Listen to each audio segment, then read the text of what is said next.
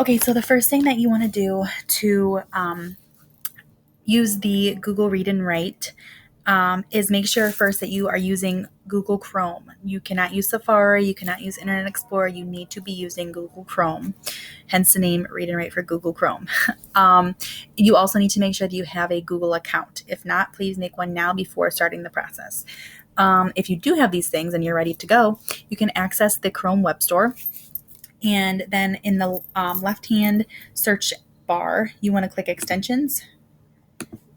Type in Read and Write. And it should pop up.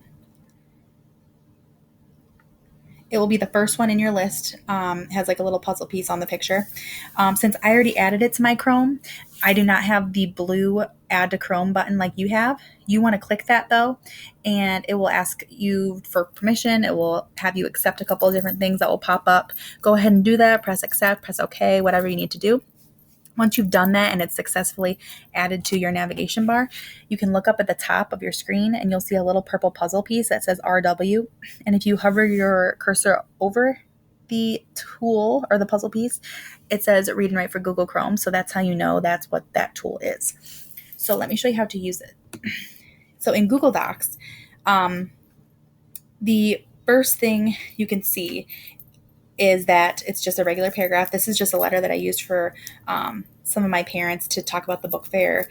This is just an example I wanted to use. So you do not need to highlight anything. Students can simply just put their cursor on the first part of this paragraph. They can press the play button in the navigation bar. And if this navigation bar wasn't popped up already, all you have to do is click the little puzzle piece and it should just pop up at the top of your screen. So they can press play and this is what will happen. It's that time of year again. Conneaut is hosting their annual book fair the week of October 24th. Okay, so I pressed the little pause button, and if I wanted to stop it completely, I could just press the stop button. It's nice because the computer will highlight the sentence that it's reading, and will also highlight with blue the actual word that it's reading at that time so that students can follow along. The highlighting helps students with dyslexia or other learning disabilities because, all of these words can be overwhelming. So highlighting specific portions of the text where the computer is reading is very helpful. So this is just an example of how the extension works. The reason that many of these icons up here are grayed out is because this is the free version of the extension. There is a premium version which includes a dictionary, it includes fact finders, it includes different highlighting tools that students can use as they're researching or reading different text or having the computer read different text to them, and they're awesome.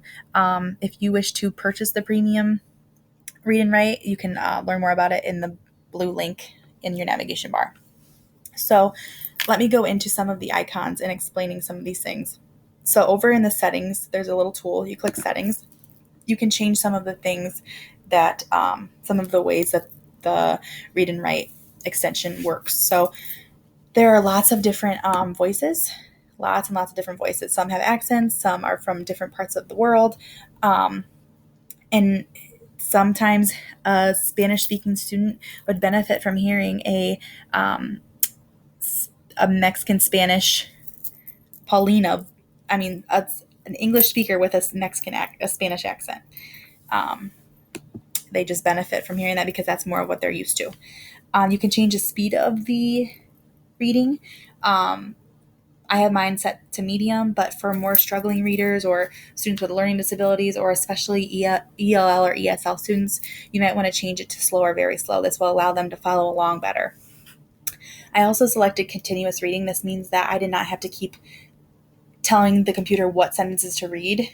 It just continuously read through the entire text if I would have let it. And then translation, I'll talk about this in a second. There is a translation tool that allows students to interpret the meaning of a word by figuring it out in their own language. So there are lots of different languages that you can choose from. I chose Spanish. And the translator tool, so I'm going to select the word envelope. And then this is the translator tool. And click it. And then the computer will read the word envelope aloud to the student. So I'll click play. Envelope. Envelope. Envelope. And then it will read it in Spanish. There are two meanings to the word envelope so that students can gain a better understanding. I don't speak Spanish, so I don't know exactly what the interpretation is, but I'm assuming that both of them have some kind of meaning related to envelope. Sobre. Envoltura. So this will allow students to gain an understanding of what the word envelope means in English. Okay, so this tool right here is called the Practice Reading Aloud tool. So what students will do is highlight a text or maybe even a portion of a text, click the Read Aloud tool, and it will open up a new tab with the same text that was highlighted. Students can practice reading this text aloud with the computer. So this is definitely a part where you'd want the pace of the computer to slow down so that the students can keep up and read aloud with the computer. This is a really good tool to use for fluency practice. Even if a teacher was to create like basic fluency sentences in a Google Doc and the students practiced reading aloud with this tool, it would be very beneficial. So beyond just Google Docs, students can use Google Read and Write on most other websites that have a large amount of text. So it doesn't work on every single website, but it does work on many. I just found a basic nonfiction informational article so that just I could model how the Read and Write tool works on a regular website. So this is a website that my class might use. We do a annual research project in my first class at the end of the year, and even my highest readers sometimes struggle with nonfiction text. So this tool would come in handy for not only my struggling readers, but also for my highest readers to be able to comprehend different facts and understand what they're reading. So I will just select the portions that I want to read. And the important thing you need to let students know is that when you have the computer read websites, they're going to read every single part of the website. So even the copyright, even the highlighted links, or they'll read the share part. So students will just have to learn how to ignore those things. So here we go. Where do polar bears live? Two polar bear cubs stay close to mom as they travel across the sea ice. Details. Copyright Daniel J. Cox Natural Exposures. Share 480. Polar bears live in the circumpolar north in areas where they can hunt their primary prey, ice seals.